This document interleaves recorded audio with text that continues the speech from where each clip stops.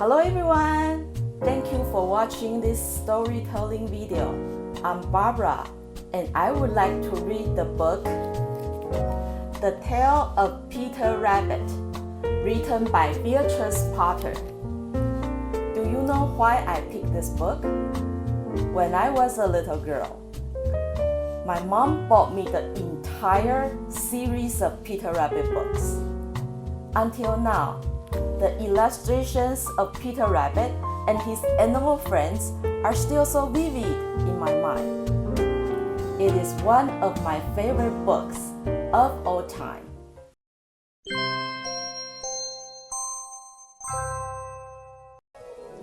Once upon a time, there were 4 little rabbits, and their names were Flopsy, Mopsy, Cottontail, and Peter.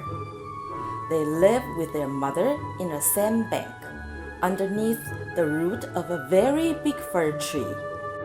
"Now, my dears," said old Mrs. Rabbit one morning, "you may go into the fields or down the lane, but don't go into Mr. McGregor's garden. Your father had an accident there. He was put in a pie by Mrs. McGregor. Now, run along and don't get mischief. I'm going out." Then old Mrs. Rabbit took a basket and her umbrella and went through the wood to the baker's. She bought a loaf of brown bread and 5 currant buns.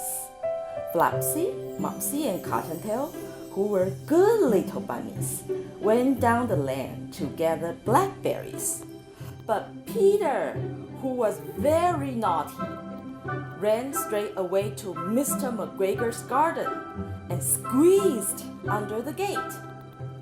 First, he ate some lettuces and some French beans, and then he ate some radishes, and then, feeling rather sick, he went to look for some parsley, but wrong the end of a cucumber friend.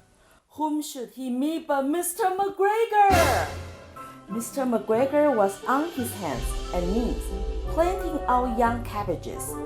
But he jumped up and ran after Peter, waving a rake and calling out, "Stop, thief!" Peter was dreadfully frightened. He rushed all over the garden, for he had forgotten the way back to the gate. He lost one of his shoes among the cabbages and the other shoe amongst the potatoes.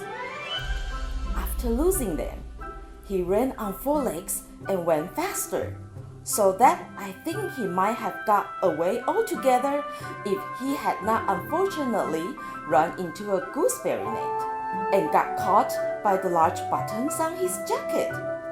It was a blue jacket with brass buttons, quite new. Peter gave himself up for lost and shed big tears, but his sobs were overheard by some friendly sparrows who flew to him in great excitement and implored him to exert himself.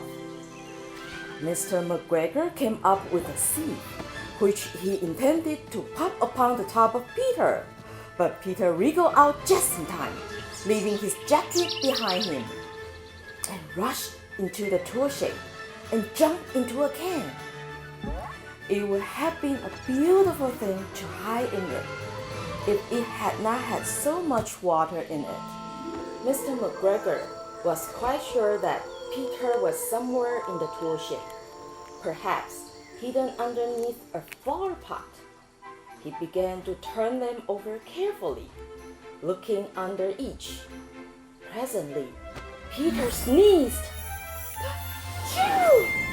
Mr. McGregor was after him at no time and tried to put his foot upon Peter, who jumped out of a window, upsetting 3 plants. The window was too small for Mr. McGregor, and he was tired of running after Peter. He went back to his work. Peter sat down to rest. He was out of breath and trembling with fright, and he had not the least idea which way to go. Also, he was very damp with sitting in that can. After a time, he began to wander about, going lippity-lippity, not very fast, and looking all around. He found a door in a wall, but it was locked, and there was no room for a fat little rabbit to squeeze underneath. An old mouse was running in and out over the stone doorstep, carrying peas and beans to her family in the wood. Peter asked her the way to the gate, but she had such a large pea in her mouth that she could not answer. She only shook her head at him. Peter began to cry. Then he tried to find his way straight across the garden, but he became more and more puzzled.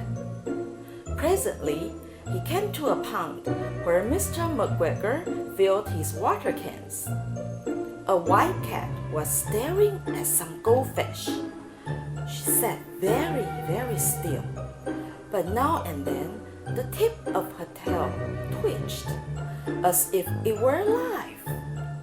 Peter thought it best to go away without speaking to her. He had heard about cats from his cousin, little Benjamin Bunny.